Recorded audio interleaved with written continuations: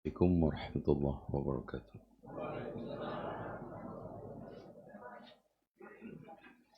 Innal hamdalillah nahmaduhu wa nasta'inuhu wa nastaghfiruhu wa nastahdiih wa na'udzu billahi min shururi anfusina wa sayyiati a'malina.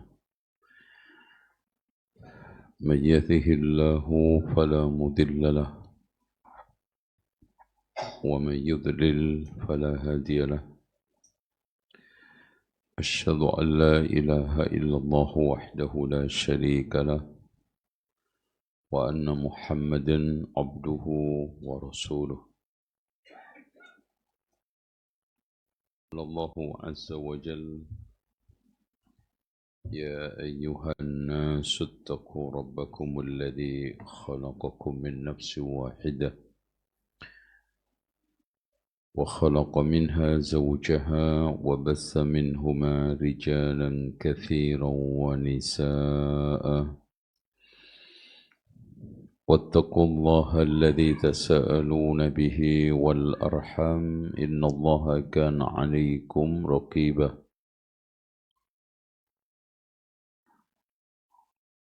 وقال عز وجل: يا أيها الذين آمنوا اتقوا الله حق تقاته ولا تموتن إلا وأنتم مسلمون. وقال عز وجل: يا أيها الذين آمنوا اتقوا الله وقولوا قولا سديدا يصلح لكم أعمالكم ويغفر لكم ذنوبكم ومن يطع الله ورسوله فقد فاز فوزا عظيما. فإن خير الحديث كتاب الله وخير الهدي هدي محمد صلى الله عليه وسلم وشر الأمور محدثاتها وكل محدثة بدعة وكل بدعة ضلالة وكل ضلالة في النار. Yang di luar masuk aja, ini masih ada tempat kosong. Masuk aja, Pak. Ya. Kalau antum nganter istri di luar, ya. Kalau antum ngaji masuk, kecuali nanti sudah penuh. Ini di sini juga enggak apa-apa, enggak kena pajak insyaallah. Hah? Oh, dingin. Ya. Baik. Kenapa dibikin kayak begini susunannya? Ya, dibikin melebar aja, agak maju nggak apa-apa kalau ibu-ibunya kurang, loh, ya nggak?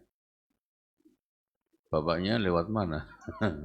Lucu juga ya, masjid ini lucu emang. Ya, itu. Tapi lucunya agak hilang sedikit, terutama rumputnya udah nggak ada. Alhamdulillah. Udah bagus nih sekarang, Masya Allah. Ada faedah gue kritik ini. Ya. Baik, Alhamdulillah. Ikhwas sekalian, bencana kita lihat terjadi di mana-mana. Dan kita sebagai seorang mukmin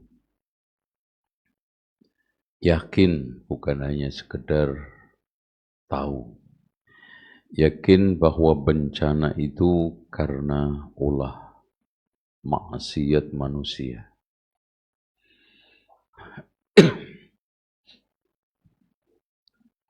Inilah yang dimaksudkan oleh Allah di dua ayat. Surat Al-A'raf ayat 5-6 sama surat Ar-Rum ayat 41. Kita nggak usah membahas Los Angeles karena memang betul-betul Los itu nggak ada, Angeles itu malaikat, jadi nggak ada malaikat di sana. Nah, kita di negeri kita ada peristiwa dahsyat yang kurang dikenalkan di negeri kita. yang terjadi pada tanggal 17 April 1955, ada desa di Banjarnegara itu hilang, satu desa.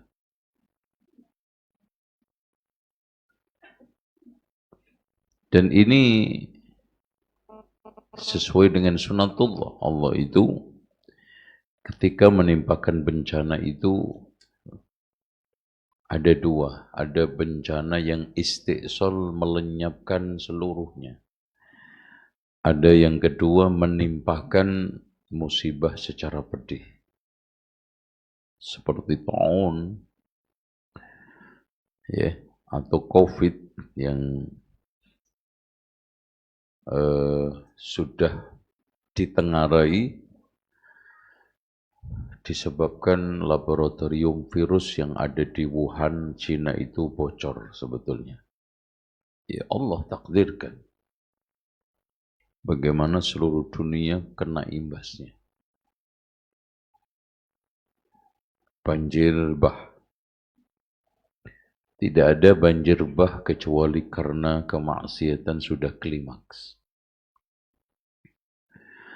Makanya para ulama mengatakan ketika menafsiri firman Allah yang ada di dalam surat Al-A'raf ayat 56 tadi.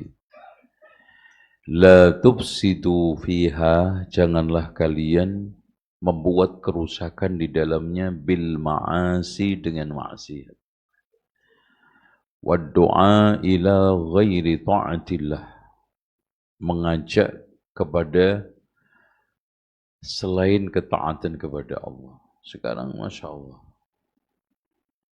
memang betul kata para ulama, di akhir zaman itu negeri Islam menjadi ateis. Banyak di negeri-negeri Islam seperti Saudi, seperti Indonesia, mulai ateis. Dan negeri ateis mulai menjadi Islam. Coba kita gambaran kecil. Negeri Islam seperti Aljazair ketika olahraga telanjang. Negeri Rusia yang ateis ketika olahraga pakai jilbab. Itu berubah. Dan peristiwa Los Angeles ini akan banyak membuat orang-orang ateis di Amerika masuk Islam.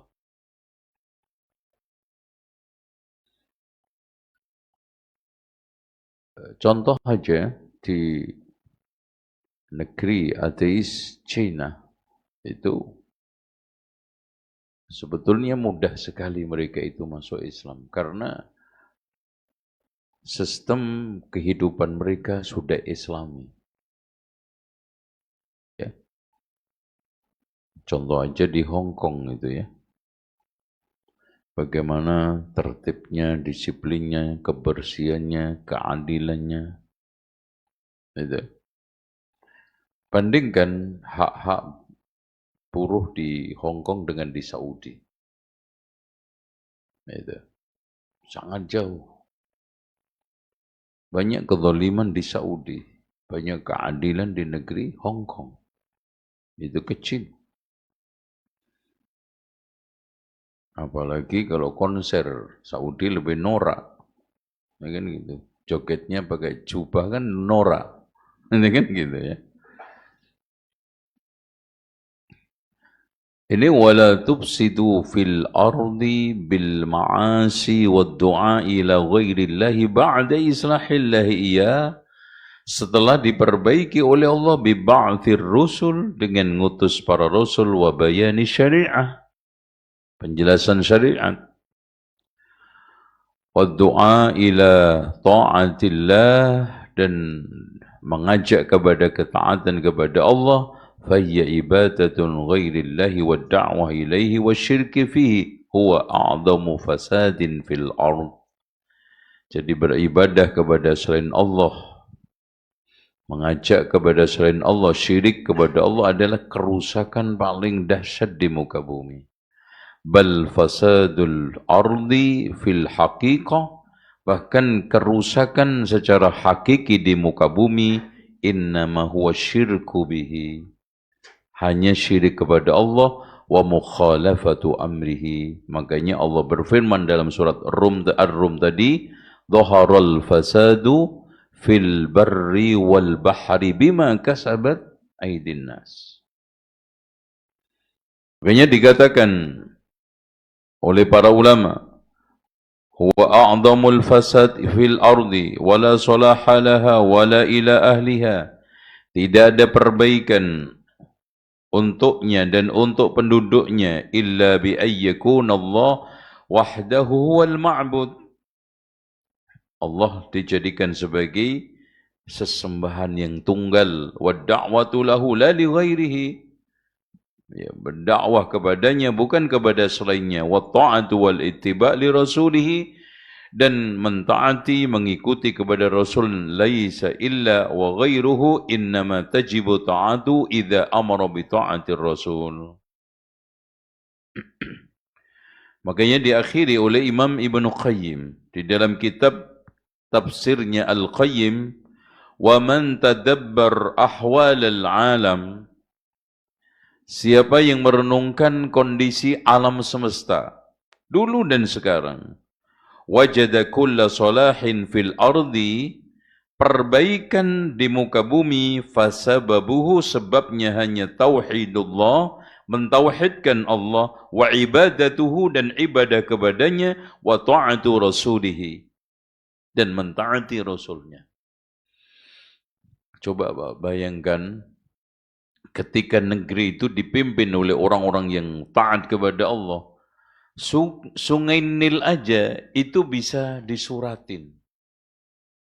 Umar bin Khattab pernah mengirimkan surat ke Nil ketika Nil itu kering di beberapa wilayah. Nil, tulis surat, Nil, alirkan airmu untuk para petani kanan kiri kamu. Langsung Masya Allah, Pak. Allah jadikan Nil itu melimpah airnya. Makanya ketika terjadi gempa di Madinah, Umar bin Khattab mengumpulkan penduduk Madinah dan ceramah. Di antara isi ceramahnya, kalau terjadi gempa sekali lagi, aku nggak mau tinggal bersama kalian. Iya. Kenapa? Karena tinggal bersama umat yang menyebabkan azab itu nggak ada faedah. Karena kalau Allah sudah mengazab, menimpakan kepada yang baik dan yang tidak baik. Wattaqu fitnatan la tusibanna alladzina zalamu minkum khassah. Waspadalah terhadap bencana yang tidak akan menimpa orang tertentu saja. Mukmin kafir kena. Soleh toleh kena. Yang rajin ngaji, yang malas ngaji, yang musuhi kajian kena semua. Nah, itu makanya Umar bin Khattab punya prinsip seperti itu. Makanya ditegaskan oleh para ulama lagi. Di antara Ibnu Abbas, innalil hasanati dhiya'an fil wajhi. Sesungguhnya kebaikan itu ada cahayanya di wajah. Makanya orang yang sedang maksiat itu tersirat di wajahnya, orang yang sekarang ahli ibadah tersirat di wajahnya. Wa nuran fil qalbi, dan cahaya di hati. Apalagi saya kadang-kadang ditipu oleh jamaah ngantuk, pura-pura enggak ngantuk. Itu membohong. Saya itu udah pengalaman, Pak, ngamati wajah orang itu lebih 30 tahun. Ya, di kajian itu. Ini orang lamun, ini orang ngantuk, ketahuan. Makanya antum jangan pura-pura. Ada ketahuan, kecuali ibu-ibu karena nggak pernah ngelihat saya. Jadi gitu, jadi jangan pura-pura. Antum kalau tidur. Oke, lanjut. Wasa'atan fil rizki, Masya Allah. Jadi kebaikan itu membuat cahaya di muka, sinar di hati, luas di rizki, wa quwwatan fil badan, kekuatan di badan. Makanya ahli ibadah itu Masya Allah diberikan oleh Allah sehat walafiat hingga akhir hayat. Ahli maksiat itu badannya udah digerogoti oleh maksiat dari mudanya. Itu Masya Allah ringkih dalam bahasa Jawa. Ringkih. Gitu. Apalagi pola makannya sudah hancur-hancuran dulu masa mudanya. Yang mabuk, yang minuman soft drink, makan ngawur, udah itu cepat ludes badannya. Makanya rata-rata orang kayak begini itu umur 52 aja itu untuk. Makanya saya rata-rata orang Indonesia itu, ini minumannya mana Mas? Bismillah.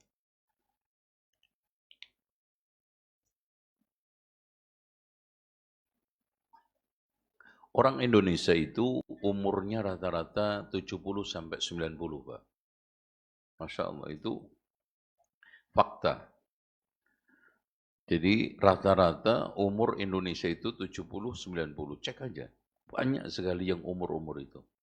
Kecuali perokok. Perokok berat itu umurnya rata-rata 52 sampai 56. Perokok sedang 62. Perokok ringan itu bisa kadang nyampe 70. Ada orang yang bilang bahwa anak ngerokok juga panjang umurnya, Pak. Antum kalau nggak ngerokok lebih panjang insya Allah. Iya. Kenapa? Karena umurnya dihisap tiap hari. Itu sekian kali kan. Itu, makanya saya itu kadang menasihatin untuk kebaikan, tapi banyak perokok yang nggak setuju, ya sudah nggak ada masalah. Itu. Yang lucu lagi, Ustadz yang ngajari itu merokok itu membunuhmu. Muhammadiyah kata yang dibunuh. Bukan membunuh kan? Ada Ustadz kampret ini. Parah.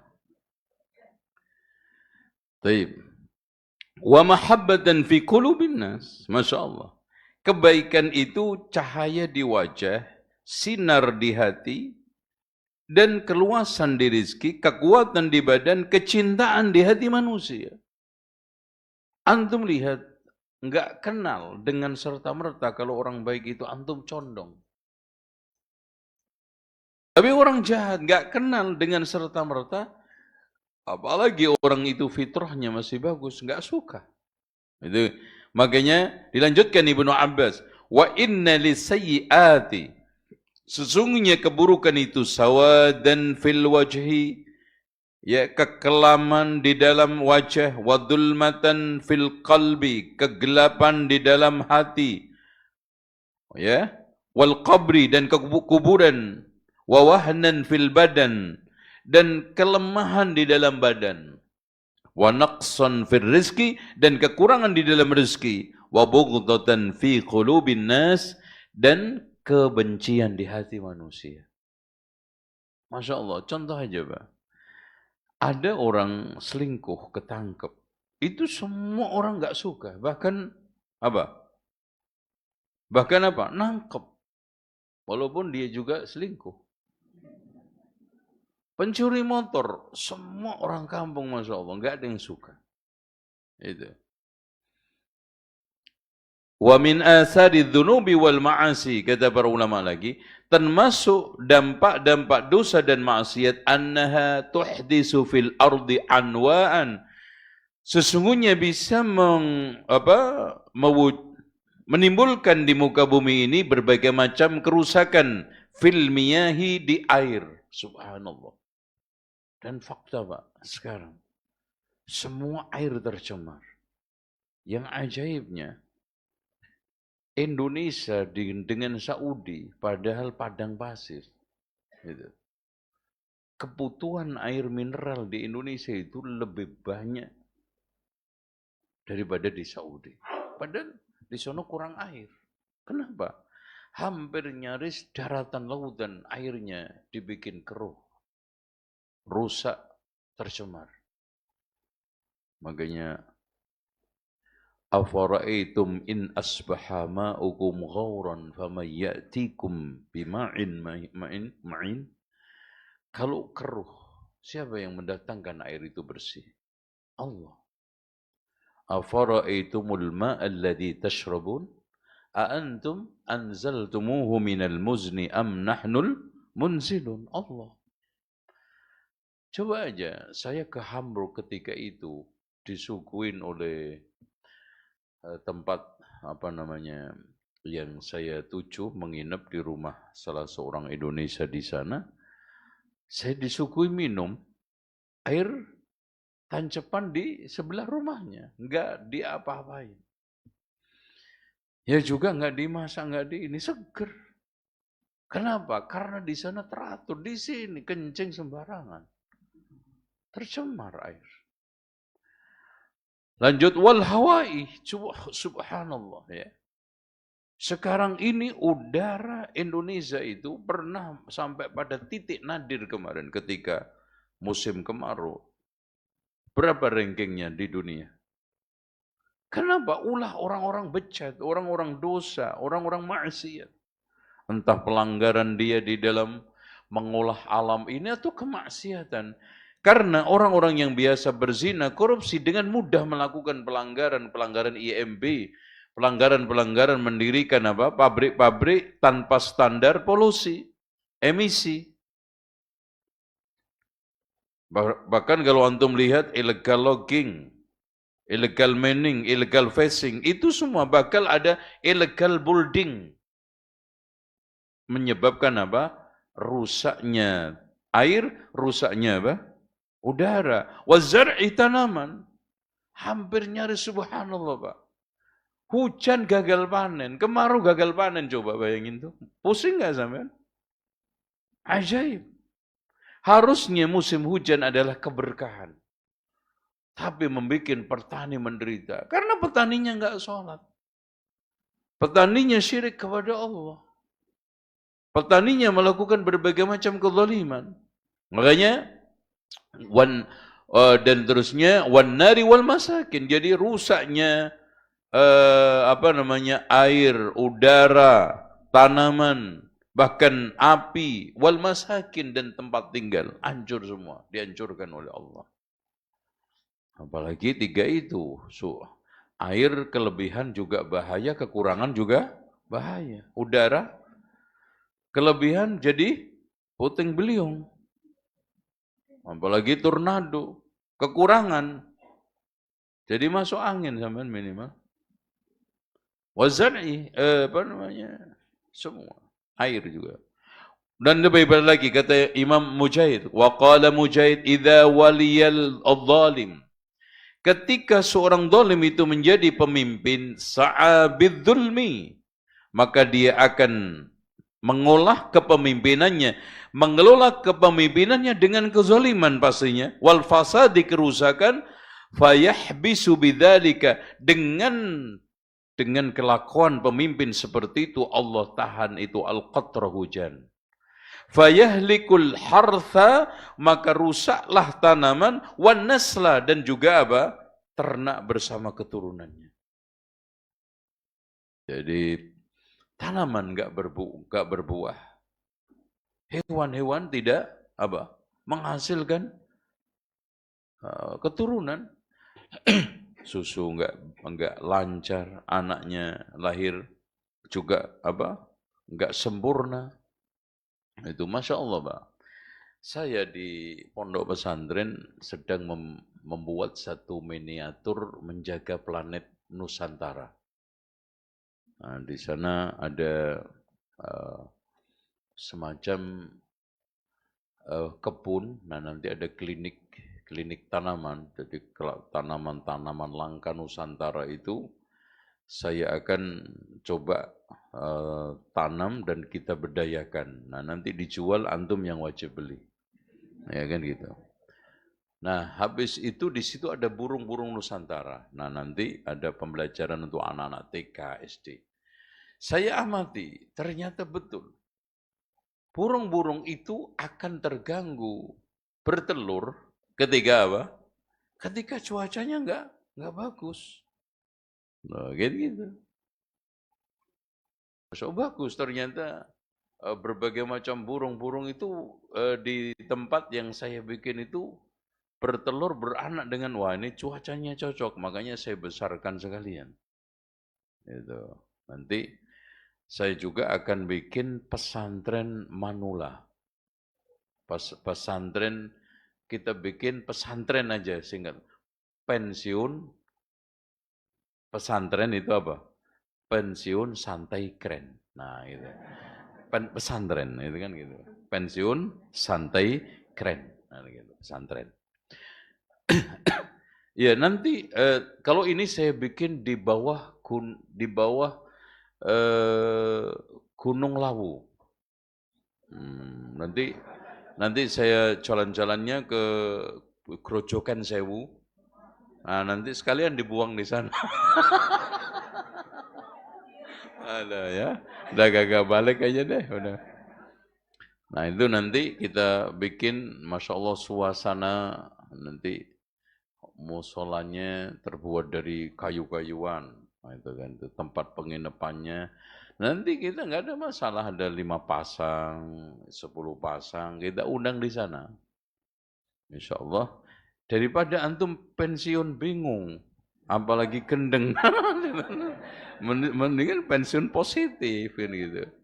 Nanti kita nggak usah berat-berat, nanti kita ajari tata cara sholat, terus baca surat-surat pendek untuk meluruskan tajwidnya, makhrajnya. Kemudian setelah itu ada tausiah-tausiah ringan bagaimana kita itu bisa mendapatkan husnul khatimah. Nah, jalan-jalan kita ajak ke Tawamangu nanti. Ada bus mini, kita bawa ke sono. Udah. Enak kan?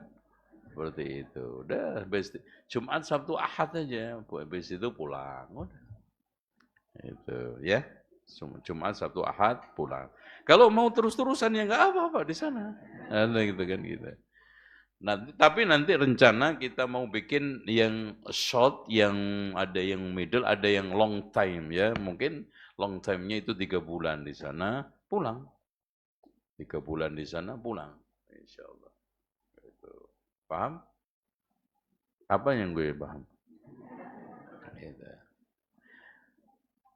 Ini lagi kita rancang ya, insya Allah tempatnya, insya Allah mudah-mudahan cepat selesai. Wa min ta'siril ma'asi fil ardi, termasuk dampak maksiat di muka bumi, ma yahillu biha minal khasaf, yang terjadi di antaranya adalah longsor. Ini apa? Tanah tenggelam itu apa namanya? Longsor ya. Apa? Ambles itu. Ambles sama longsor beda kan? Al-khasaf itu longsor. Tenggelam. Wazalazil gempa. Itu Masya Allah. Bahkan Pak, kita lihat gerhana itu juga terjadi berkali-kali. Wa yamhaqu barakataha, dan dihilangkan keberkahannya. Antum kerja enggak berkah, usaha enggak berkah, apa saja. Sampai makan, itu kita, kalau kita renung-renungkan, apalagi orang-orang yang dulu pernah mengalami sedikit-sedikit zaman pasca kemerdekaan yang susah, itu masih nikmat. Itu. Wah, itu karena apa? Taksiril ma'asi. Sekarang maksiat, subhanallah. Coba bayangkan ketika kemarin ada pameran halal fair ya. Itu ada konser kan. Muda-mudi yang jilbaban, yang sekarang enggak peduli jilbab, enggak perlu bersantren, ngadain konser, Pak. Ya akibat pembenaran dari salah seorang ustadz yang membenar-benarkan kebiasaan buruk, yaitu apa? Musik halal boleh. Akhirnya apa? Dia enggak memberi batasan. Akhirnya apa? Apa aja, Pak? Orang awam itu cenderung kalau dikasih fatwa yang enak-enak itu dibablasin. Contoh aja, dikasih catatan, musik boleh asalkan begini-begini. Begini-begininya hilang. Tinggal musik aja yang boleh. Makanya ada sebagian orang yang dulu sering saya kritik, antum menghalalkan musik, asalkan tidak melalaikan zikir kepada Allah, tidak mengalahkan ibadah, tidak mengalahkan Quran. Faktanya ada enggak? Ini sama aja antum memberi syarat, kamu boleh renang tapi jangan basah. Lebih ye. Mungkin enggak antum renang enggak basah? Mana ada sih sekarang orang mendapatkan hidayah sesuai hidayah, bukan hidayah sekarang ini menurut hakikat mereka, karena musik nggak ada. Tapi itulah, makanya sering saya wasiatkan, biasakan membenarkan biasakan mengamalkan kebenaran, jangan membenar-benarkan kebiasaan. Biasakan kebenaran. Jangan cuma membenarkan kebiasaan. Akhirnya apa? Terjadi yang sekarang ini. Waqad marra Rasulullah sallallahu ala diyari Samud, nih lihat. Waqad marra Rasulullah sallallahu alaihi wasallam ala diyari Samud. Pernah Rasulullah SAW lewat perkampungan Samud yang di Ula. Famana'ahum min dukhuli diyarihim. Rasulullah menghalangi para sahabat, melarang para sahabat untuk masuk ke daerah itu, illa wahum bakun, melainkan mereka itu menangis. Ini ada ustadz, ada travel, terang-terangan ngajak ke Ula. Auzubillah. Ya. Ya. Udah gitu di videoin lagi. Ini nauzubillah, ya. Tolong ikhwah sekalian, kita nyari duit boleh, mengatasnamakan sunnah itu bagus. Tapi di sela-sela mengatasnamakan sunnah, Anda melanggar sunnah paling berat. Rasulullah Pak, ketika mau perang Tabuk, melewati daerah kaum Samud. Yang itu yang apa? Di daerah Ula yang sekarang ini dijadikan memang oleh pemerintah Saudi sebagai tempat apa? Wisata. Itu Rasulullah melarang masuk kecuali dalam keadaan nangis. Lah ini malah selfie-selfie. Kefir. Ya, makanya antum harus tegas. Kalau antum ikut umroh diajak ke sana, ingat itu hadis Rasulullah ada di dalam Sahih Bukhari, dikomentari oleh Imam Ibnu Qayyim di dalam Al-Jawabul Kafi, kata beliau, wa min ta'thiril ma'asi fil ardi, termasuk bekas dampak daripada maksiat di muka bumi, ma yahillu biha minal khasafi wazalazil, terjadi longsor, ambles, gempa bumi, wa yamhaqu barakataha, dan hilangnya keberkahan. Waqad marra Rasulullah sallallahu alaihi wasallam ada diyari Thamud, melalui perkampungan kaum Samud. Famana'ahum, Rasulullah melarang mereka masuk min dukhuli diyarihim, ke dalam perkampungan mereka, illa wahum bakun, dan mereka Pak masuk ke sana itu dalam konteks sangat darurat. Kenapa? Ketika itu air habis. Tidak ada air kecuali dekat di situ. Masuklah ke sana. Nah ini cuman selfie ke sana. Ya. Umroh aja, wisata yang positif. Kosono ke lautan, pantai Paris, Parangtritis maksudnya. Itu Paris, Indonesia. Ke sana atau kemana? Itu. Tapi hati-hati, ke gunung longsor, ke laut tsunami, di rumah gempa. Ya repot ya. Makanya di dunia ini Masya Allah. Oke. Hadirin sekalian, Allah ketika darajat untuk menghapus dosa dan maksiat, untuk menghapus dosa dan mengangkat derajat. Makanya contoh banjir bagi orang mukmin menghapus dosa, bagi orang kafir apa? Sebagai bentuk apa? Murka Allah. Makanya kalau kita ditanya, apa bedanya bencana dengan cobaan? Atau musibah dengan azab? Kalau azab, musibah bisa saja jenisnya sama, tapi beda pelakunya. Bagi orang jahat itu azab. Pak, Namrud aja digigit nyamuk itu azab. Fir'aun tenggelam itu adab. Antum tenggelam mati apa? Apa? Syahid. Mudah-mudahan. Antum daripada perang nggak bisa. Aduh. Oke.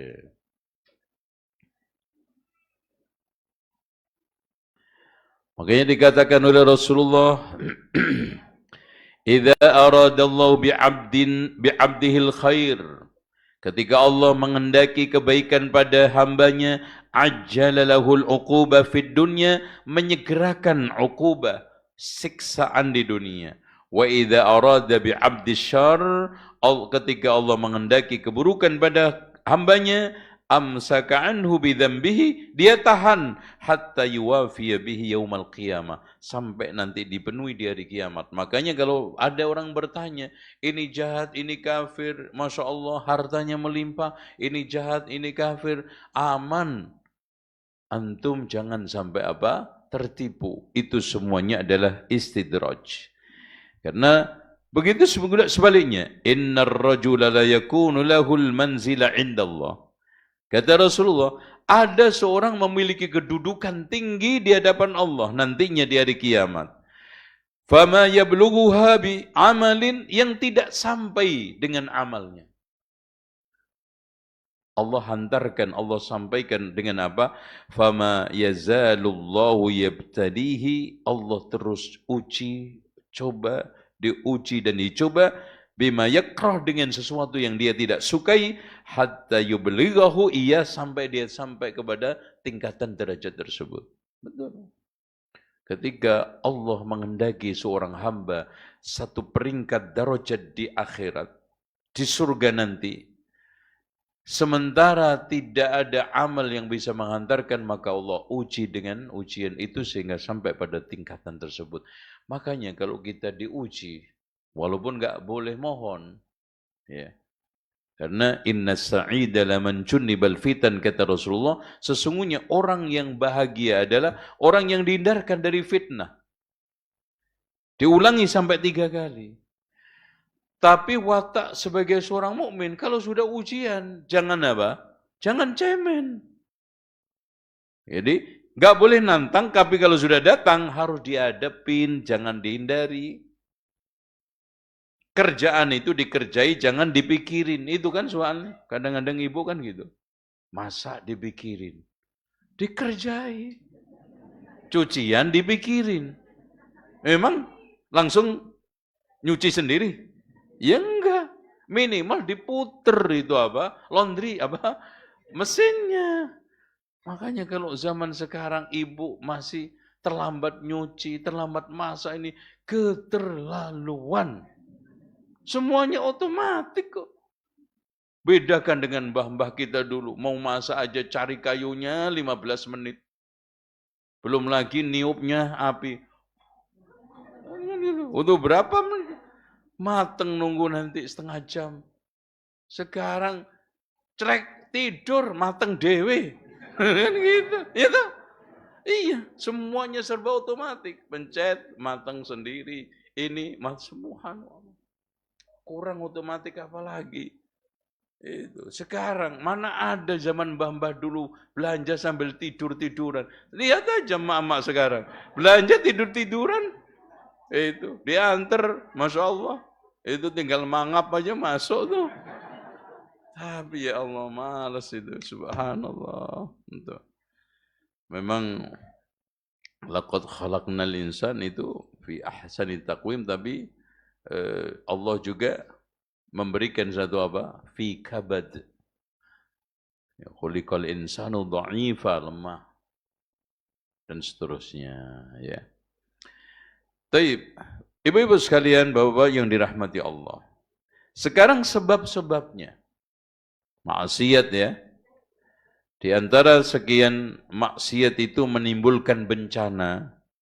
Nomor 1, maksiat bisa menyebabkan kalahnya di dalam peperangan. Ini soal peperangan. Coba bandingkan Pak, dulu Tolut itu pasukannya cuma sedikit. Melawan ratusan ribu. Disebutkan oleh para ulama, itu 30.000, itu pun di antara mereka setelah nyebrang sungai itu apa? Mundur, karena kekenyangan. Karena Allah memerintahkan cuma apa? Minum secibur, ini Masya Allah. Minum banyak sekali, akhirnya apa? Nggak bisa jalan.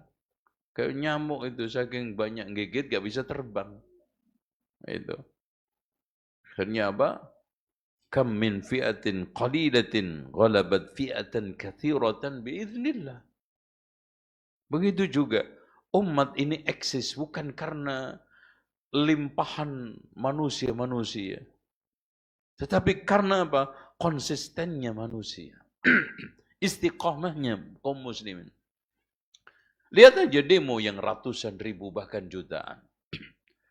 Karena tidak ada keistiqomahan di dalam beragama, tidak konsistensi di dalam memegang kebenaran, Allah nggak memberikan keberkahan. Antum lihat sekarang ini kajian sunnah di Indonesia, dari Sabang sampai Merauke, tegak itu bukan karena limpahan manusia, tapi keistiqomahan manusia. Konsistensi mereka, 1-2. Makanya di sini, antum sebagai ahli sunnati wal jamaah yang konsisten, yang istiqamah. Apalagi kata Sufyan as-Sawri, istausu bi ahli sunnati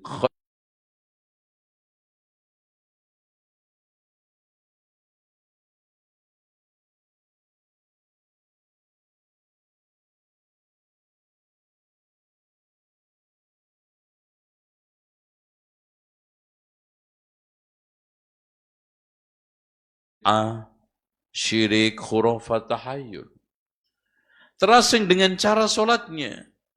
Karena solat-solat mereka hanya turun-temurun. Coba bayangkan, untuk mendapatkan sunnah, ngerakkan jari itu kan mudah. Ada salah satu ikhwan kita, ngerakkan jari di solat, dipegang orang sampingnya. Habis selesai solat, diadili. Kenapa? Kamu gerak-gerakin jari. Ini sunnah Pak, kagak ada sunnah-sunnah di sini. Coba lihat, Masya Allah. Kagak ada sunnahan katanya. Kenapa? Karena menganggap ini agama enggak umum. Dan umumnya menurut mereka itu, yang penting amaliyah ini disepakati orang banyak, dilindungi oleh ormas, dan dijaga oleh apa? Preman berjubah. Itu aja yang baik. Udah itu yang umum. Walaupun tidak ada sumber dalilnya. Yang penting disepakati orang banyak. Diamalkan sekampung. Yang hanya satu dikatakan nyeleneh. Walaupun sesuai dengan dalil. Dan itu watak daripada penyimpangan. Coba bayangkan Pak. Pernah nggak antum dengar diancam oleh RT nggak dibikinin KTP gara-gara nggak sholat jamaah ke masjid? Dengar Pak? Tapi dengar nggak ada orang gara-gara nggak tahlilan diancam? Bikin KTP? Ada. Ada di antara pengurus masjid Pak, kehilangan jamaah masjid sampai setengah masjid.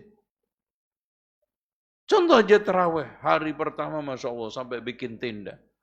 Hari kedua, ketiga yang di tenda hilang.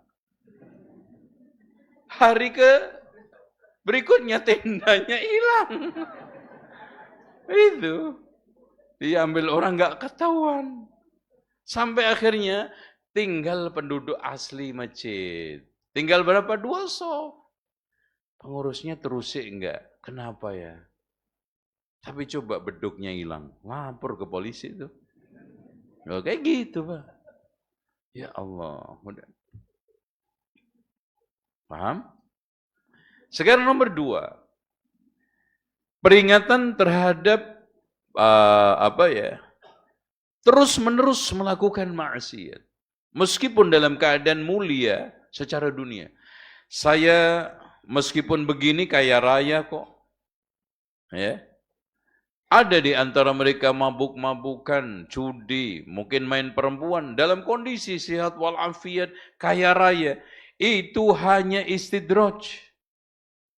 Makanya Rasulullah Shallallahu Alaihi Wasallam wanti-wanti, siapa yang diberikan berbagai macam pemberian oleh Allah sementara dalam keadaan maksiat, ketahuilah fa innahu istidrajun. Itu istidraj. Penundaan yang lebih sakit nanti kondisinya. Maka di sana dikatakan ma min dambin ajdaru ayyu ajjilallahu ta'ala li sahibil uquba fid dunya. Tidak ada dosa yang paling patut disegerakan oleh Allah sanksinya di dunia. Ma'ama yaddakhiruhu lahu fil akhirah. Masih aja nanti ada simpenannya di akhirat min qati'atir rahim, memutuskan silaturahmi, wal khianat, wal kadibi, dusta.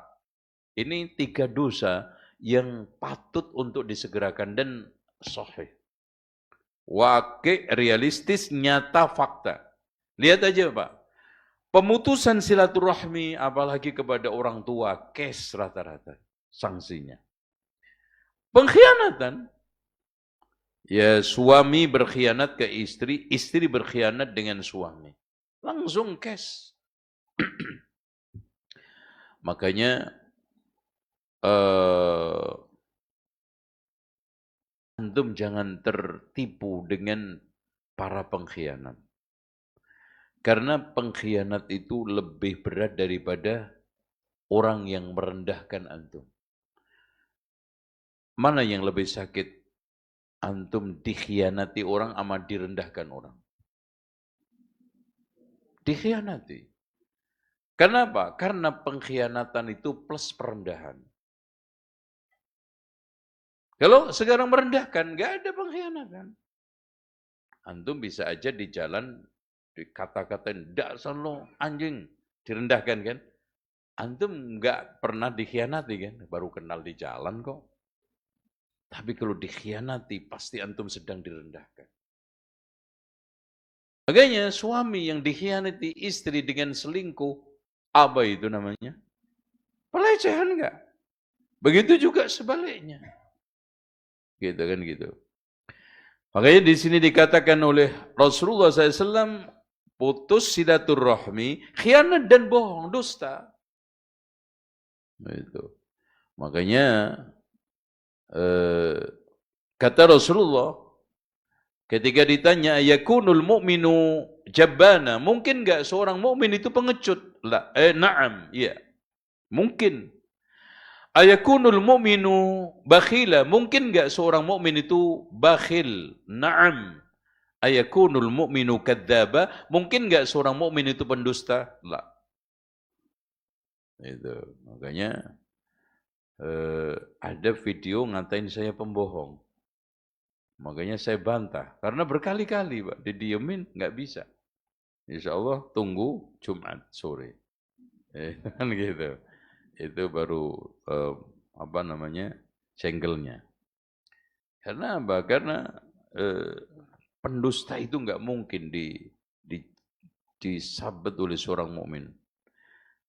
Makanya Pak, kenapa orang mukmin itu mungkin bakhil pengecut? Karena nggak merubah statusnya sebagai seorang muslim. Tapi kalau pendusta berubah menjadi apa? Pak, innal munafiqina lakadzibun. Menjadi munafik. Itu loh. Makanya jangan mudah-mudah mengatakan pendusta. Baik. Kemudian yang ketiga, maksiat menghilangkan khairat, kebaikan, wa tuzilun ni'am. Ini bencana yang paling berat di dalam kehidupan pribadi adalah apa? Hilangnya kebaikan di dalam diri seseorang. Dan kenikmatan, artinya apa? Tidak ada kebaikan di dalam ma'isyahnya, tidak ada kebaikan di dalam keluarganya, anak-anaknya, tidak ada kebaikan di dalam hubungan tetangganya, enggak ada kebaikan dalam hidupnya. Dan kenikmatan itu hambar. Sampai pada makan aja Pak, itu hambar. Makanya Pak, kata para ulama, di dalam hidup ini tujuan utama mencari 3. Bersyukur, mencari kesehatan, taubat. Makanya sekarang ini sebesar apapun harta antum, dan setinggi apapun jabatan antum, dan karir antum, serta sekarang ini popularitas antum, kalau tidak bisa mendatangkan 3 ini, bencana, malapetaka. nista. Sekarang antum punya duit banyak, nggak sehat. Nyariin duit untuk siapa? Dokter. Itu kan. Sekarang antum, Masya Allah, pengaruhnya hebat, jabatan tinggi, harta melimpah. Sementara antum tidak bersyukur. Itu malah petaka buat diri antum. Untuk apa? Makin hari makin kufur. La in syakartum la azidannakum wa la in kafartum inna adzabi. Makin hari makin gelap gulita hidupnya. Dan bertaubat. Karena pada akhirnya hidup ini mencari pertaubatan, Pak. Karena celah rahmat yang paling dahsyat, yang paling besar buat kita itu apa? Taubat. Andaikan Allah tidak memberikan pintu taubat kepada kita, semua hancur. Mana ada kita yang enggak berdosa? Diberi solusi Allah yang penuh dengan rahmat apa? Taubat. Dan hebatnya, kesalahan 70 lebih tahun, Allah bisa hapus dengan taubat sehari. Masya subhanallah. Itu hebatnya Allah, Pak. Rahman rahimnya Allah.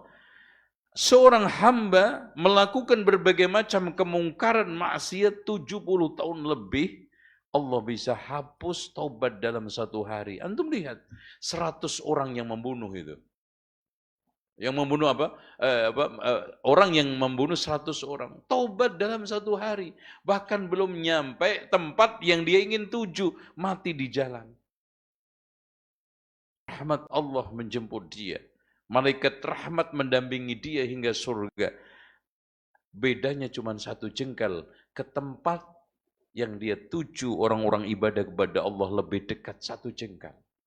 Akhirnya dimasukkan oleh Allah ke surga, dibawa malaikat rahmat. Yang awalnya rebutan dengan malaikat azab.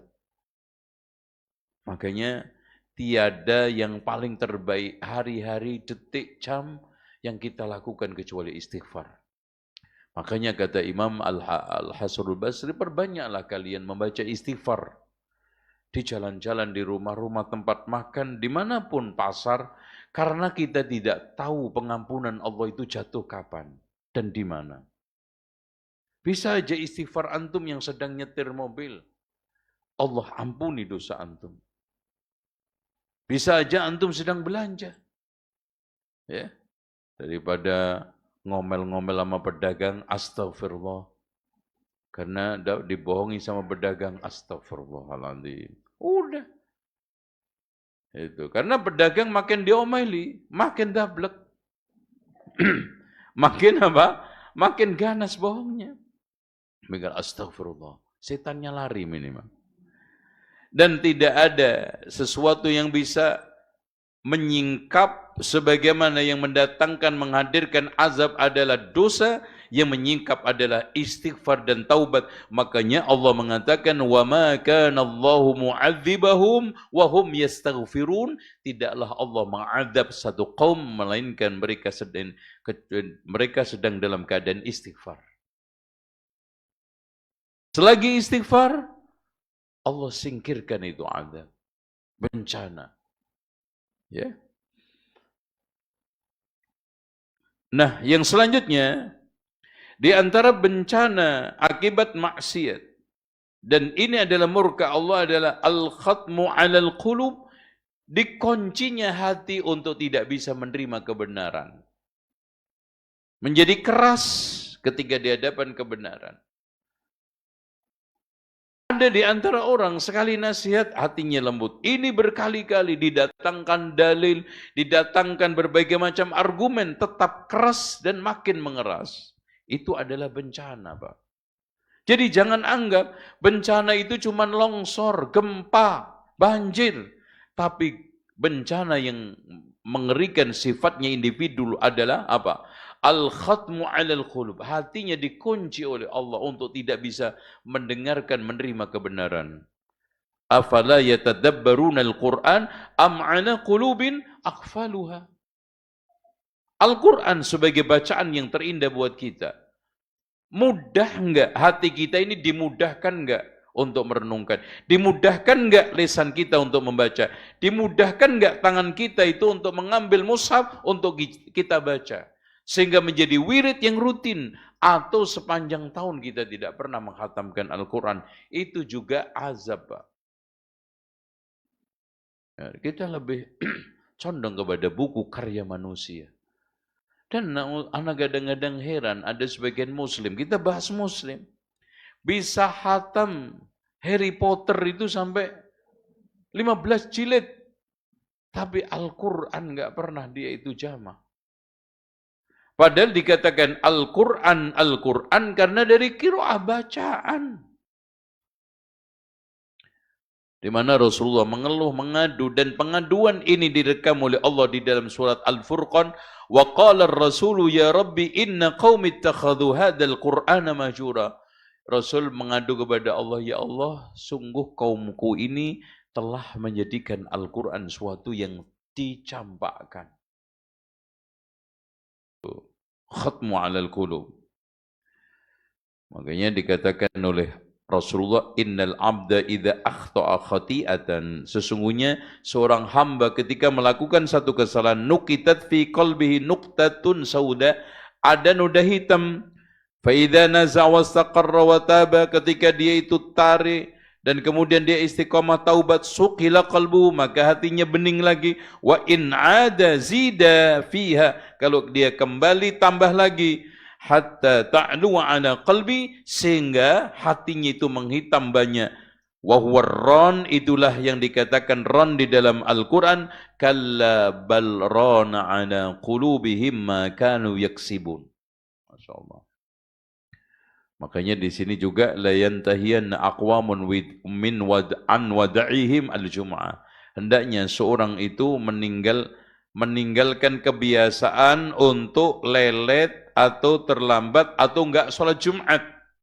Aw la yakhtimanna Allahu ala qulubihim, Allah kunci hatinya, thumma la yakunanna minal ghafilin, kemudian menjadi orang-orang ghafilin. Termasuk ya.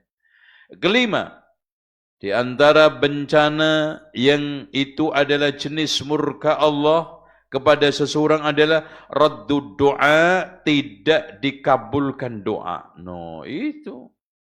Makanya hati-hati. Jadi tidak ada suatu bencana yang lebih dahsyat yang sifatnya pribadi ini, juga jenis dari jenis itu adalah ditolaknya doa kita. Coba sholat penuh dengan doa. Dalam keadaan kejepit kita berdoa, ternyata Pak enggak dikabulkan semua. Makanya Allahumma inni a'udzubika min ilmin la yanfa, wa min qalbin la yakhsha, wa min nafsin la tasba. Terus apa? Wa min du'ain la yusma. Bahkan ada 3 orang yang doanya tidak dikabulkan oleh Allah. Di antaranya seorang yang memiliki istri jelek akhlaknya, bukan mukanya. Jelek akhlaknya, tidak diceraikan. Tuh, makanya habis kajian ini ceraikan kalau jelek. Nah, kurang ajar juga. Prakteknya salah, nasihatnya enggak salah. Terus kemudian yang kedua, orang yang menyerahkan duit kepada orang lain tanpa saksi. Makanya Pak, kalau antum transaksi apapun ditulis ada saksinya. Jangan ini kan anak udah kenal, adik sendiri, sudah sendiri. Enggak ada adik, enggak ada kakak. Uang itu kalau masalah. Ya enggak? Enggak kenal adik, enggak kenal kakak, enggak kenal orang dekat, orang jauh. Kalau sudah masalah. Antum sekarang kalau antisipasi masalah uang, masalahnya jangan enaknya. Kalau mulusnya sih, mulus semua orang datang ngutang itu. Tampilannya mulus, omongannya mulus, manis. Habis itu yang enggak enak. Yang ketiga, menyerahkan harta kepada orang safi, yaitu orang kendor otaknya. Dalam bahasa lokalnya kalau di Betawi bego, kalau di Jogja peko, kalau di Jawa Timur apa? Goblok, bento, macam-macam itu ya. Itu yang ngomong bukan saya, tuh tanya sama AI. AI goblok dalam bahasa ini coba tanyain gitu. Biar Rana yang nggak disalahin nanti ya. Itu. Ya contohnya gini, ya dalam bahasa Arabnya itu sufaha atau safi. Contohnya pernah saya kecil dulu, kira-kira umur berapa ya? Kelas 3 SD, ibtidaiyah. Ada ibu-ibu jual ayam ditawar 5.000 minta 3.000. Nah, itu. Bahkan penjual ayamnya dimarah-marahin, enak aja loh. Melihara ayam susah-susah cuma ditawar 3.000, di 5.000. Pokoknya kalau nggak 3.000 nggak mau saya. Kenapa? Karena 3.000 uangnya 3, 5.000 1. Gitu. Uang 3 lembar banyakan mana? Banyakan yang 1 apa 3? Orang waras banyakan 1, 5.000. Orang peko. Kata orang Jogja, Jawa Tengah ya, itu 3.000 karena 3 lembar. Gitu. Nah, ini perhatikan. Jadi Pak, soal masalah istri jelek akhlaknya, soal antum bertransaksi, nggak ada saksi, itu bukan konsekuensinya duit antum nggak aman. Doa antum nggak aman. Ini hadis ini disahihkan oleh Syekh Al-Albani di dalam kitab Silsilah Al-Ahadits As-Sahihah. Nomor 6, di antara murka Allah akibat dari maksiat, bencananya berupa al-fadihah, dipermalukan oleh Allah hidupnya. Masya Allah. Ada orang Mbak, subhanallah, dipermalukan oleh Allah. Dengan sakit yang kayak sekarang, Shimon Peres itu, Perdana Menteri Israel yang koma sudah sekian puluh tahun. Sampai sekarang belum mati. Subhanallah. Ya. Ada lagi subhanallah menjelang meninggal dunia, main game. Menjelang meninggal dunia, dipermalukan oleh Allah. Pesan lagu. Masa pesan lagu? Subhanallah. Ini semua adalah azab. Ada bencana, jangan dikira. Coba bayangkan menjelang meninggal dunia menari. Itu. Subhanallah, sul khatimah. Dalam keadaan judi meninggal dunia, dalam keadaan selingkuh meninggal dunia, dalam keadaan kondisi terburuknya dia meninggal dunia. Adalah azab. Makanya Rasulullah memberikan nasihat, ya ma'syara man aslama bilisani, wahai orang-orang yang masuk Islam dengan lisannya, walam yadkhulil iman fi qalbihi, belum masuk iman di dalam hatinya, la tu'dhul muslimin, jangan menyakiti seorang muslimin, wala tu'ayyiruhum, jangan meremehkan mereka, wala tattabi'u auratihim, jangan mencari-cari celah kesalahan dia. Fa innahu man tatabba'a aurata akhihil muslim, siapa yang mencari-cari celah kesalahan seorang muslim, yatatabba'allahu auratahu, Allah cari-cari kesalahannya. Wa man tatabba'allahu auratahu, siapa yang dicari-cari kesalahannya oleh Allah, yafdahu, Allah akan permalukan, Allah akan bongkar, walau fi jawfi rahlihi, meskipun di dalam ruang tertutupnya, dibongkar oleh Allah. Selanjutnya, ya nomor 8, idyanul jidal, di antara tanda orang itu mendapatkan bencana pribadi, ini masih pribadi. Dan itu akibat daripada kesalahan adalah idyanul jidal, suka debat di dalam agama. Jadi diberi oleh Allah kemampuan untuk debat ngeyel.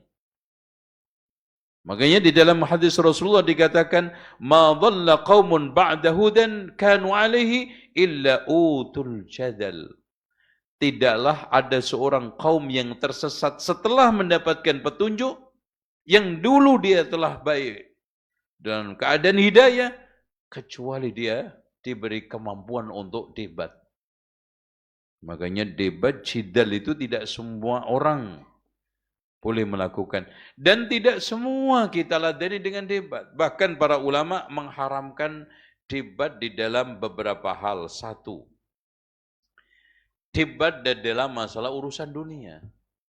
Yun, sekarang contoh ada orang debat, mana yang lebih penting listrik apa lilin? Ngapain antum debat sampai ngalor ngidul, ya, keluar otot, hanya sekedar memperdebatkan mana yang lebih penting, kuda sama Apa? Keledai. Ayam sama telur mana duluan? Ya Allah. Antum kelebihan waktu banget. Debat ngalor ngidul isinya ayam sama telur. Mana yang lebih duluan? Kedua, debat di dalam rangka untuk menang-menangan. Bukan mencari kebenaran. Debat itu kan bukan menang kalah, Pak. Benar salah. Tapi kalau debat itu menang kalah, nanti pasti yang paling pinter ngomong dinyatakan yang menang. Ini nggak boleh, haram. Ketiga, debat tanpa dasar ilmu. Hanya nafsu. Debatnya netizen itu loh. Kalau lagi, makanya di sosmed itu ciri-ciri debat sosmed itu satu, ngeyel. Dua, menjawab tanpa ilmu yang memadai. Tiga, yang pinter jawab yang menang. Itu kan gitu. Pokoknya jawab aja, apalagi debat di WA itu sampai, subhanallah. Itu. Kemudian yang keempat, debat hanya untuk supaya dia itu dinyatakan orang hebat. Mendapatkan isyarat jari itu. Dia bisa melawan fulan, bisa mengalahkan fulan, bisa terkenal viral di ini. Terakhir adalah debat tanpa dasar ilmu dan juga di saudara pecah persahabatannya. Jadi ketika terjadi pecah persahabatan itu bencana, Pak. Antum jangan anggap remeh. Kenapa? Karena kata Rasulullah SAW di dalam hadis yang dikeluarkan oleh Imam Al-Bukhari di dalam Al-Adabul Mufrad, bukan Sahih Bukhari ya. Ma tawaddathnani fillah, tidaklah ada dua orang yang berkasih sayang karena Allah, fayufarraq, kemudian pisah, bainahuma illa bidzambin, kecuali karena dosa, yuhdisuhu ahaduhuma, yang dilakukan oleh salah satunya. Enggak mungkin dua-duanya salah, dua-duanya benar. Makanya persahabatan karena dunia itu apa? Labil. Persahabatan bukan karena Allah itu biasanya kondisinya sangat pendek, waktunya sangat sementara. Tapi kalau karena Allah, Masya Allah. Bahkan dijanjiin Allah apa? Di antara 7 orang diberikan naungan oleh Allah di masa tidak ada naungan siapa? Warajulani tahabba fillah. 2 orang yang berkasih sayang karena Allah, istama'a alaihi, kumpul karena Allah, wa tafarraqa alaihi. Itu contoh teman kajian sunnah. Tidak sedikit saya dapatkan, Masya Allah, yang pecah belah. Ada yang karena mangkel ikut gabung ke sono kelompok ini. Karena awalnya nggak ikhlas, dan itu bencana. Makanya ahli sunnah ini yang akor, ahli sunnah itu yang kompak. Kenapa? Kita sudah sedikit tengkar. Makanya kata Al-Hasanul Basri, ya ahla sunnati tarafaqu, wahai ahli sunnah, berkasih sayanglah karena di antara kalian. Karena innakum min aqallin nasi adada, nanti kalian menjadi umat paling sedikit. Gitu ya. Udah sedikit pecah. Makanya lihat Pak, kenapa sawwu sufufakum? Karena lurusnya soft tandanya kekompakan dohir dan batin. Lihat aja Pak, orang yang lagi kelas, sholat aja nggak mau dekat. Minum dulu. Bismillah.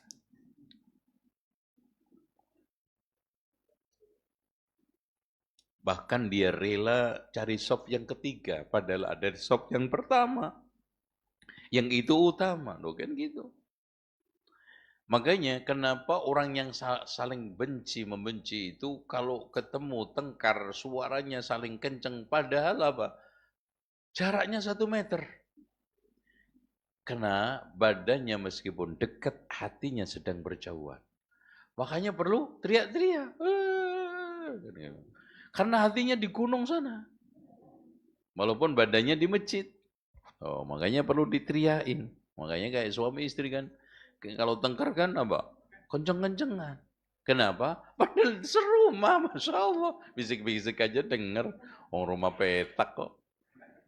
Ya, tapi gitu hatinya sedang berjauhan. Makanya teriak kencang itu. Makanya dikatakan oleh Rasulullah, aqimu sufufakum thalathan. Tegakkan saf kamu. Wallahi la tuqimunna sufufakum. Demi Allah, kamu mau menegakkan saf, aw la yukhalifanallahu baina qulubikum, atau Allah jadikan hati kamu itu centang berenang.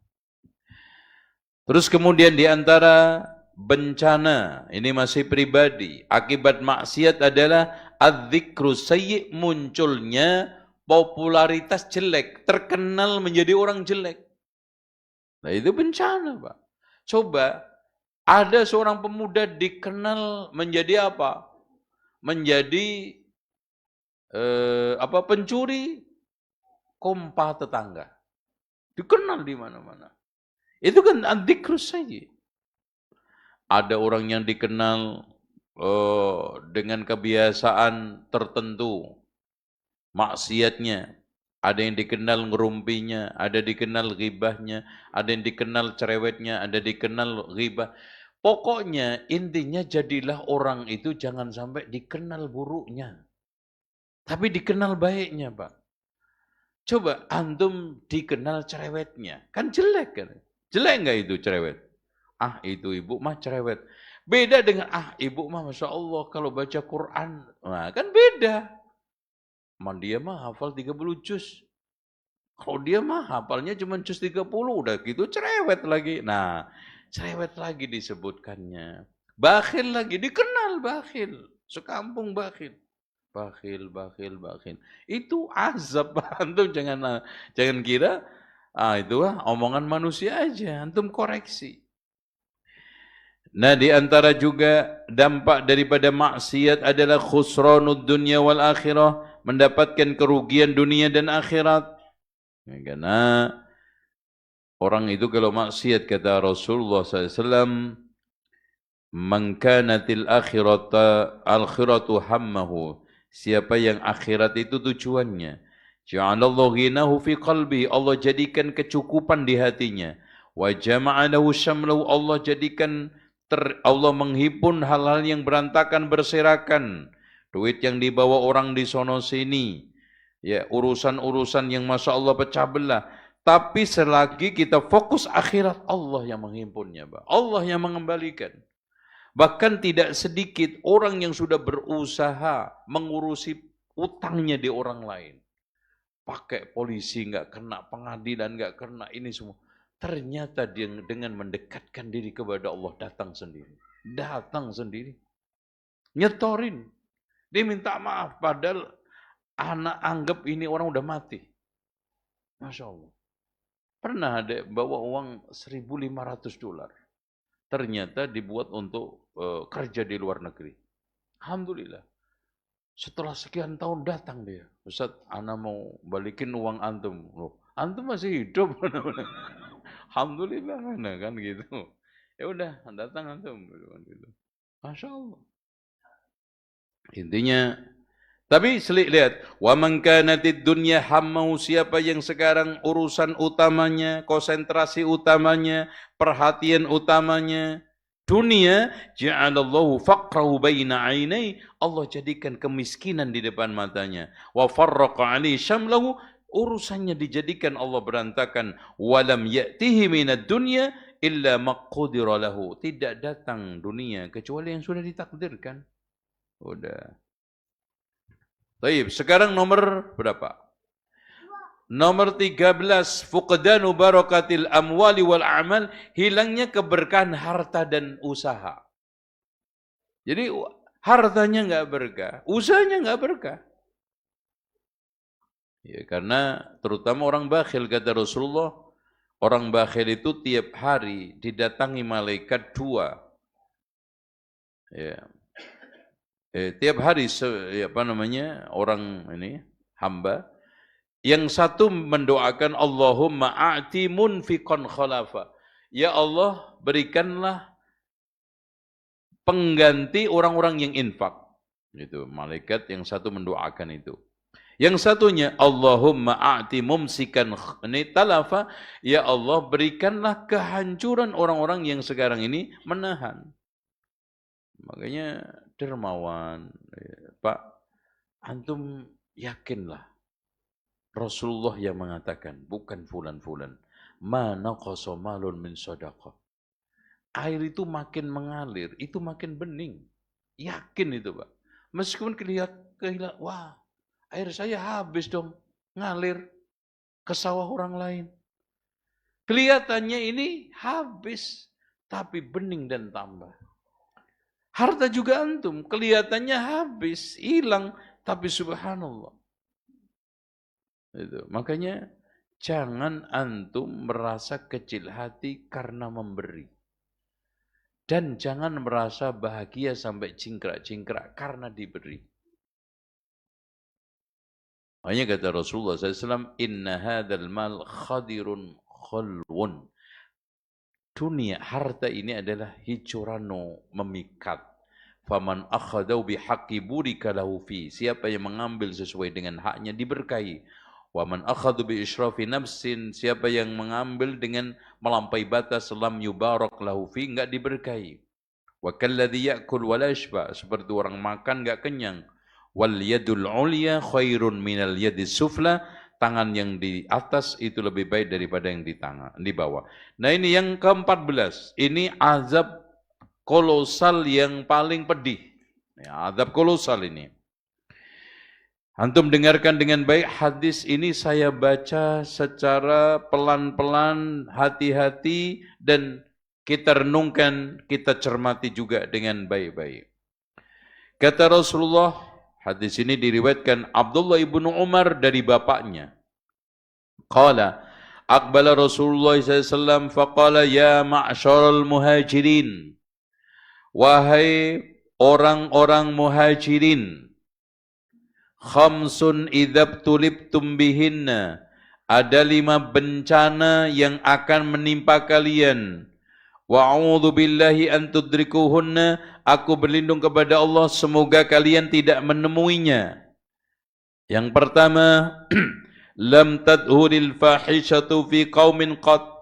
Tidaklah terjadi atau merajalela kekejian berupa perzinaan, perselingkuhan, lesbi, termasuk juga homoseksual, atau dalam bahasa ringkesnya LGBT di suatu kaum, hatta yu'linu biha, dilakukan terang-terangan, illa fasha fihimut ta'un wal auja, melainkan akan terjadi penyakit ta'un dan berbagai macam wabah, lam takun madat fi aslafihimul ladina madu, yang belum pernah terjadi pada umat-umat sebelumnya. Ini satu. Bahkan Rasulullah ketika ditanya Anas, ini yang lebih membuat hati kita subhanallah ya, sedih, sesak. Anas bin Malik pernah bertanya kepada Rasulullah, ya Rasulullah, mata natrukul amro bil ma'ruf wan nahya 'anil munkar. Ya Rasulullah, kapan kita meninggalkan amar ma'ruf nahi munkar? Sudah sulit. Amar ma'ruf nahi munkar, kajian sangat terisolir, sembunyi, sulit. Apalagi melakukan amar ma'ruf terang-terangan di wilayah umum. Kapan? Kata Rasulullah, idza dhahara fi ummati ma dhahara fi umami qablakum. Kalau sudah tampak pada umatku ini apa-apa yang tampak pada umat sebelum kalian. Yang pertama, idza kanatil mulku fi sigharikum, ketika kekuasaan dipegang oleh orang kecil-kecilan di antara kalian. Masya Allah. Dia statusnya cuma Petro.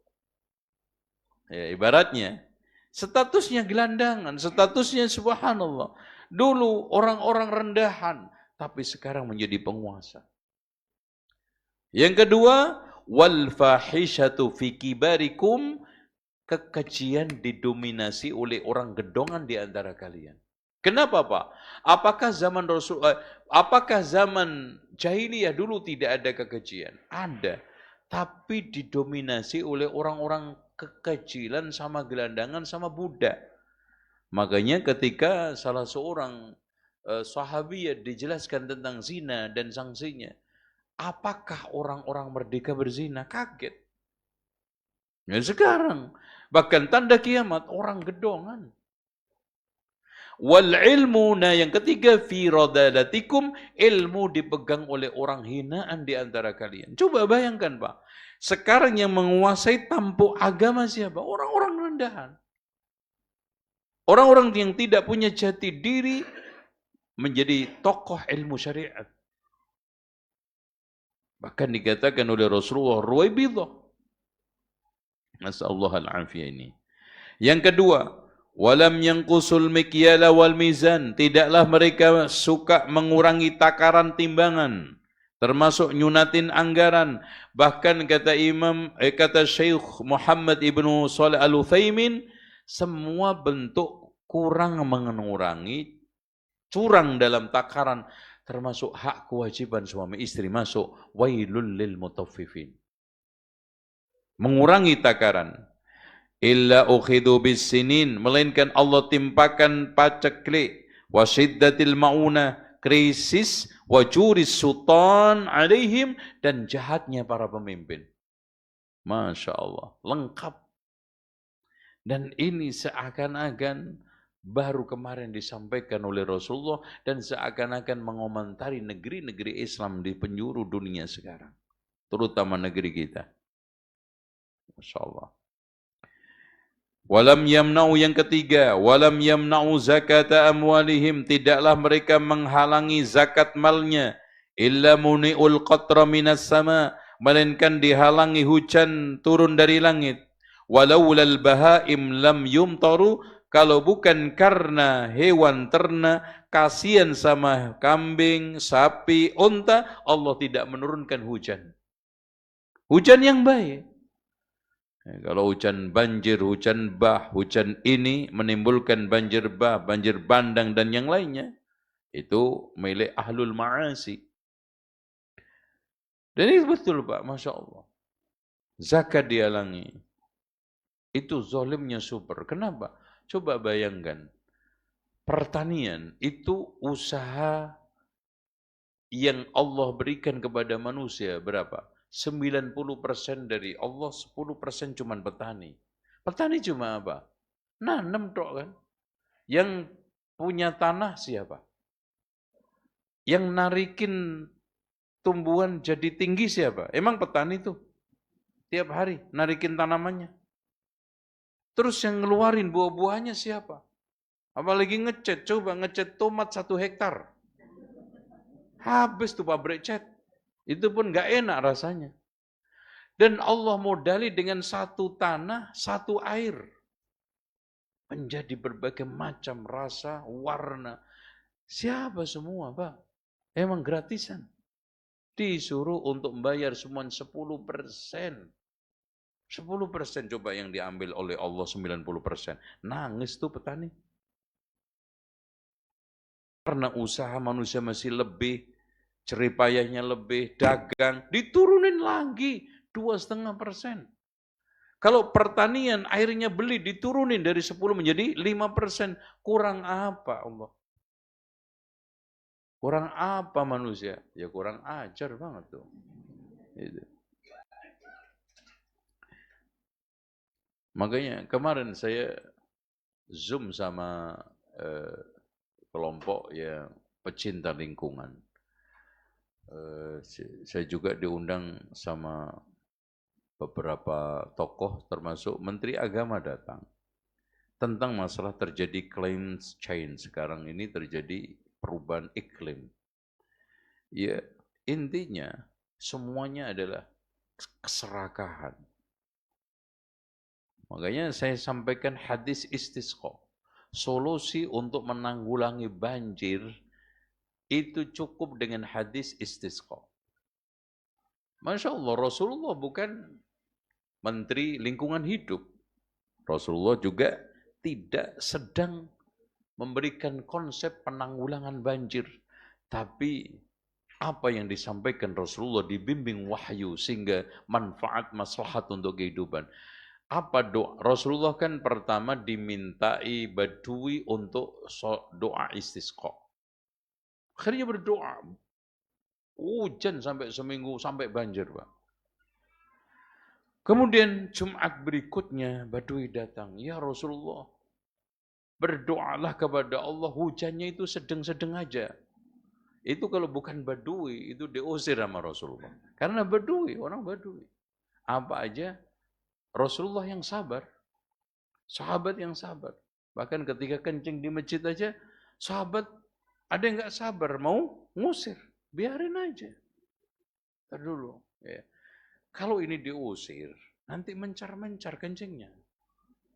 Itu dia lari sambil auratnya terbuka, bahaya juga. Terus kemudian kencing kalau selesai lokal tinggal nyiram, kan? Bahayanya, dampaknya lebih kecil. Biarin aja. Terus dia udah ngempet lama. Ente larang, marah nanti. Itu udah keluar tarik lagi, itu lebih kesel lagi kan gitu. Masya Allah Rasulullah itu bijak. Nah ini juga gitu. Akhirnya Rasulullah doa apa? Allahumma alaina wala Allahumma hawalaina wala alaina. Ya Allah turunkan hujan di sekitar kami. Manfaat. Tidak menenggelamkan kami. Allahumma alal akami waddirab wal audiyah wa manabiti syajar. Ya Allah turunkanlah hujan itu di gunung, bukit, ngarai, lembah, sama tempat tumbuhnya pohon. Coba kalau 4 ini ada, 1 gunung, bukit, ngarai. Kemudian yang keduanya apa? Bendungan. Bendungan. Wal audiyah, tempat resapan. Wa manabiti syajar, tumbuhnya pohon. Enggak usah kita ini sekarang ini studi banding sana sini. Cukup 4 jaga. Gunung dijaga. Bukit jangan dipangkas. Ngarai pertahankan. Resapan-resapan jangan dibuat bangunan. Bikin bendungan, sama terakhir jaga hutan. Siapa yang bilang? Rasulullah. Di mana? Doa istisqa. Karena mereka awam dikiranya Al-Quran dan Sunnah itu nggak ada konsep kehidupan. Itu. Kemarin dibuka, makanya ketuanya Pak Dino Patijalal tanya, apa ada di ayat-ayat di Quran ada ayat-ayat tentang lingkungan hidup? Masya Allah. Semua surat-surat yang menjelaskan tentang alam pasti itu ada penjagaan alam. Al-Baqarah. Masya Allah. Terus at-tin apalagi wat-tini waz-zaituni wa turi sinina wa hadzal baladil amin. Wat-tin demi kebun tin tempat pembangunan masjidnya Nabi Nuh. Maka saya katakan semua masjid itu berkebun. Maka ciptakan masjid itu yang green. Waz-zaitun masjidnya Nabi siapa? Nabi siapa? Yakub. Kemudian direnov Sulaiman, Masjid Aqsa. Dibangun di mana? Kebun tin. Kalau antum ke sana masih utuh itu kebunnya. Turisin di mana Turisaina? Gunung tempat masjidnya Nabi Musa. Karena di Mekah nggak mungkin ditanamin tanaman, wahadzal baladil amin, Allah berikan jaminan keamanan. Nggak beri kehijauan. Karena nggak mungkin ada penghijauan di sana. Walaupun pemerintah Saudi berusaha. Tapi tidak seperti wattini wazzaituni wa turi saina. Wa hadzal baladil amin. Masya Allah. Apalagi di sana ada surat-surat yang memberikan satu perawatan alam. Supaya, karena begini Pak, mengerikan sekarang. Salju abadi di atas Gunung Wijaya tahun 1983, 1983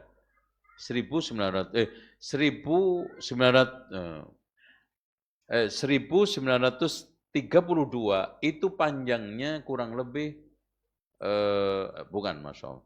1832 itu panjangnya 19,36 kilometer.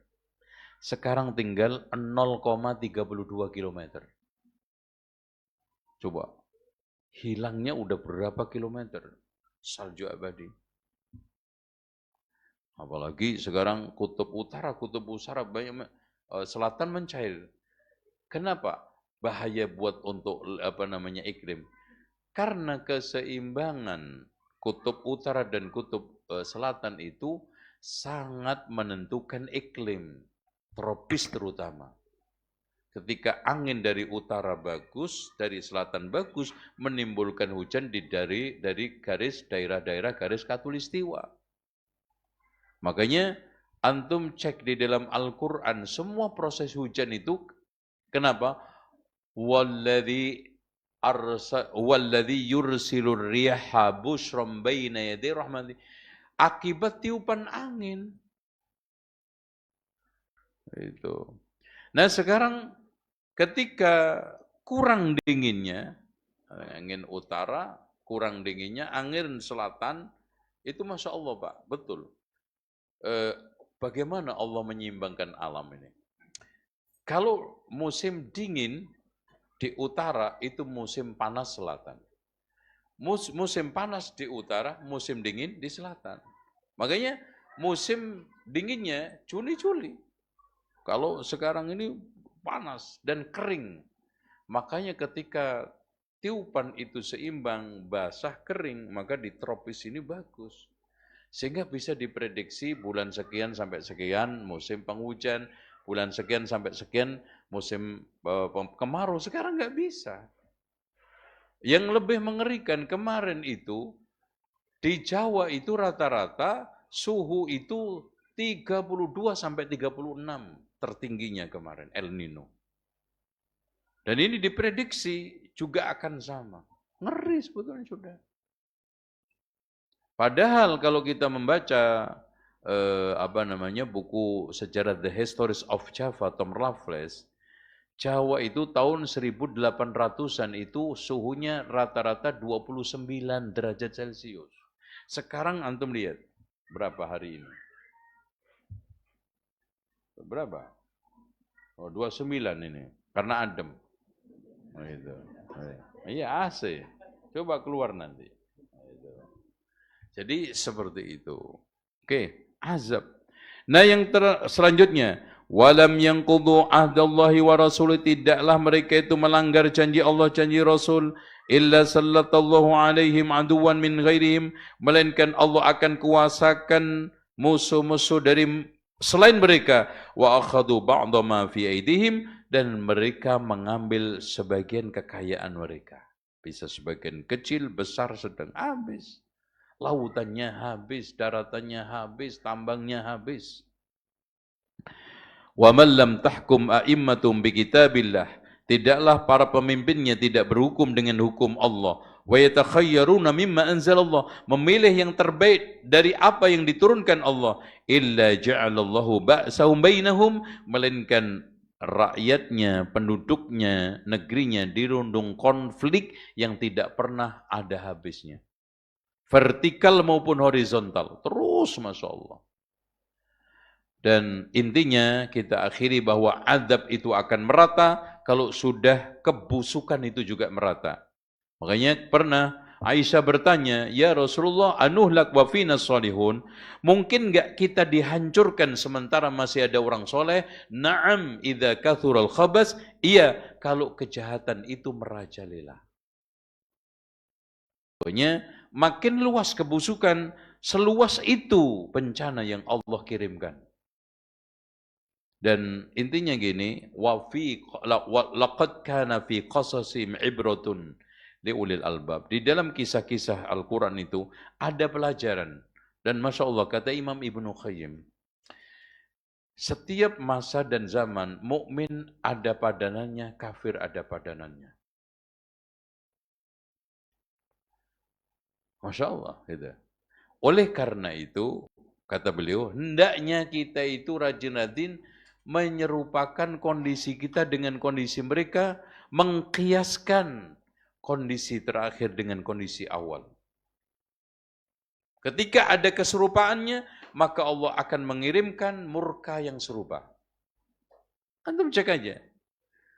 Memang betul sekarang sosok Abu Jahal itu nggak ada, tapi perilaku dan karakter Abu Jahal itu ada. Memang betul Fir'aun itu sudah nggak ada, tapi sosok karakter, perilaku Fir'aun itu ada.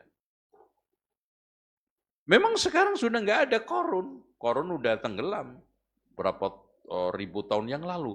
Tapi perilaku karakter Qarun itu ada sepanjang zaman. Maka kata Imam Ibnu Taimiyah, hendaknya kita serupakan kondisi kita dengan kondisi mereka, kita kiaskan keadaan orang mutaakhirin dengan keadaan umat yang dahulu. Pasti ada kesamaan. Ketika ada kesamaan, Allah akan kirimkan murka serupa. Wallahu a'lam bishawab. Saya kira itu, karena nggak ada pertanyaan, maka tidak perlu dijawab. Cukup. Mudah-mudahan kita ketemu di kesempatan lain yang belum jelas kapannya. Dan semoga anak berdoa aja. Doa saya untuk diri saya, untuk Bapak Ibu sekalian. Mudah-mudahan kita diberikan oleh Allah istiqamah di atas sunnah ilal mamat sampai meninggal. Semoga Allah berkahi hidup kita, Allah panjangkan umur kita, Allah berikan harta kekayaan yang melimpah untuk kebaikan Islam dan kaum muslimin. Mudah-mudahan pertemuan kita ini pertemuan yang dirahmati Allah, perpisahan yang diberikan oleh Allah, yang dijauhkan oleh Allah dari keruh hati dan perpecahan. Dan kita doakan pemimpin-pemimpin kaum muslimin untuk diberikan taufik bisa mengelola negeri-negeri mereka dengan aman, dengan adil, dan dengan konsep dan prinsip bisa menjadikan mereka itu beribadah kepada Allah. Kita akhiri dengan doa kafaratul majlis. Subhanakallahumma wa bihamdika asyhadu an la ilaha illa anta astaghfiruka wa atubu ilaik. Wa sallallahu ala Muhammadin wa ala ali Muhammad walhamdulillahi rabbil alamin. Ini parselmu. COD ongkir layan parcel. Bayar ongkir cepat, tidak bayar, tidak pelan.